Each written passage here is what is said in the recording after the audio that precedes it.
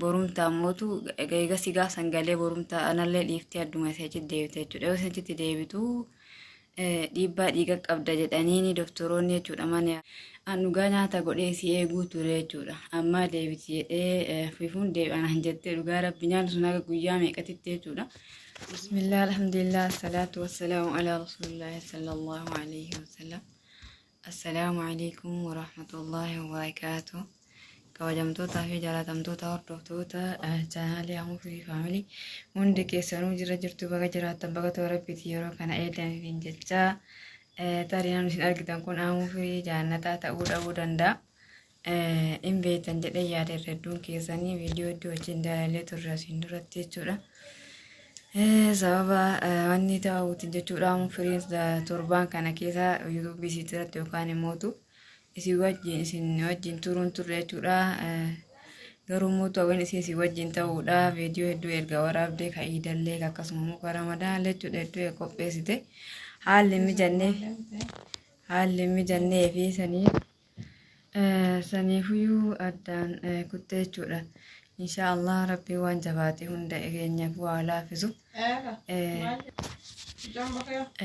Jechuudha wallahi rabbii waan jabaate laafisu isin mootu sababni an viidiyoo kan hojjetaa jiruu fi isin baqqamee obboleeyyan kiyyaaf viidiyoo waraabbii gadhiisii naan jettee turte viidiyoo xiqqoo wahii gadi dhiifnee turre isaallee jechuudha xiqqoodha jechuudha. Garuu mootu namoonni hedduun keessan maal taate jettanii waan gaafataa jirtaniifiyyuu viidiyoo kanallee akka waraabuu na taasisa jechuudha.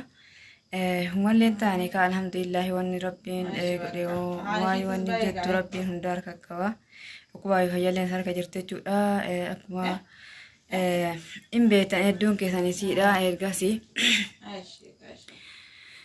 Isin ayyaanuma booda jechuudha xiqqoo luutti isin dhukkubdee luutti akka hiitoftee jennaani guyyaa ayyaana boodarraa borumta masanii wajjin mana yaalaa dhaqne gaasa norofalleen hedduudha. Eegasii wantoota muraasa jennee osoo hin xumuriin hambifneeti doktorillee nama baay'een osoo hin jirrutti bordeebi'aan jetteeti. Borumta mootu eega sigaa sangalee borumta anallee dhiiftee adduma isaa achi deebite jechuudha. Yoo achitti deebitu dhiibbaa dhiiga qabda jedhaniini doktoroonni jechuudha mana yaalaa sanirraa karaa mana yaala guddaatti si barreessanii siif dabarsanii isin yeroo sanii yeroo baatu jechuudha.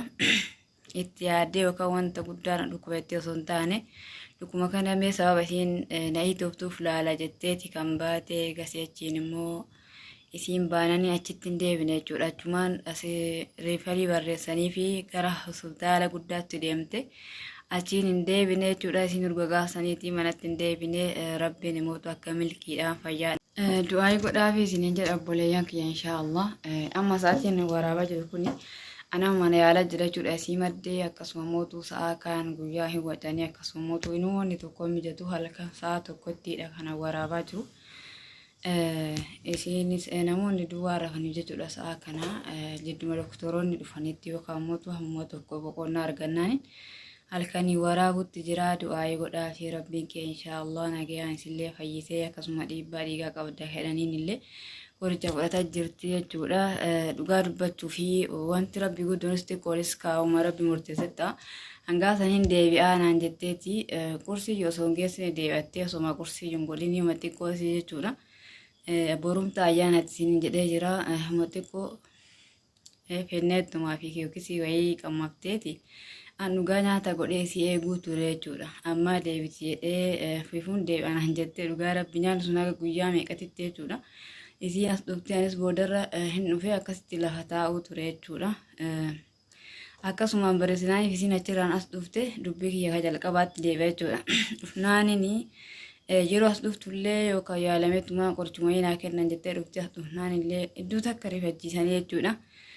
Akka malee dhukkubaa jira opereeshinii hafa ataata jedhanii hedduu miira keessa galchanii yoo nu eegasii anaa fi maatiin birallee halkan sa'a lamatti gana osuma hin galtiifisee nu sa'a lamatti achi fiinee dhufnu hin bootti jechuudha sodaattee jechuudha. Achiin eegasii rabbiin suutuma jechuudha wallaahi alhamdulillah osoo akkasirra jechuudha mummaa wayyaa akkasitti amma suuta qoricha san fudhataa jirti akka rabbiin laaftutti laafiseefi nagayumaan inshaallah hiikkattee karaa mana isii galtu du'aayii godhaafi isin jedha obboleewwan kiyya.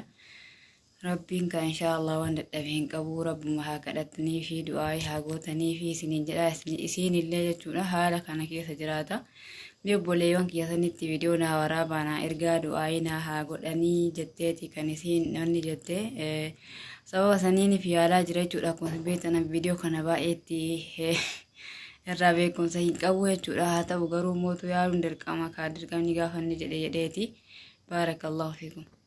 Eegas jechuudha akka jedhanii hin taane qoricha fudhattee jennaan opportuniin eegas ammaa miti wayita dhiinisi sirraa'ee akkasuma likitti wayita deebi'a jedhaniini alhamdulillah nutu san jennaan kaaga tokko hin tasgabboofne jechuudha.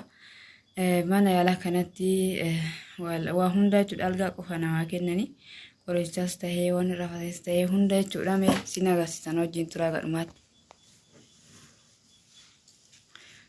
Kana fakkaata jechuudha kilaasni kun immoo kan isiiti nuti silee xiqqoo ammallee ita qabaa xiqqoo asiiti jechuudha alhamdulillah irruma gala jira akkas ita'ee jechuudha rabbiin sirraa haa fuudhu jedhaanii isin jedhaa kun immoo waraqaan ka hordofii isiiti jechuudha dukkana waan ta'eef namni sirraa faayifa ibsuun immoo baay'ee waan hin mijanneefi akkasumatti yaalaa jira jechuudha. Sileen amma haala kanaanii ciisaa jirti jechuudha.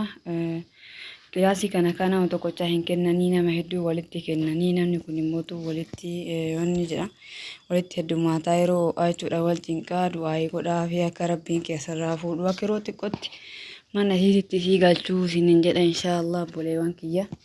الله ربي يا جبا خالق ولانا جبا يا جبا جبا سدانه كموت انتسان قدانه الله ربي يا جبا خالق إلهي جبا يا جبا جبا سدانه كموت انتسان قدانه الله الله يا الله الله الله يا الله سكنا وامرته نتيس على منته الله الله يا الله الله الله يا الله سكنا وامرته نتيس على منته يا ربي عزيزيته خالق عزيزيته ظالم بعد الدمن نر لفكاهيته يا ربي عزيزيته مولاك عزيزيته ظالم بعد الدمن نر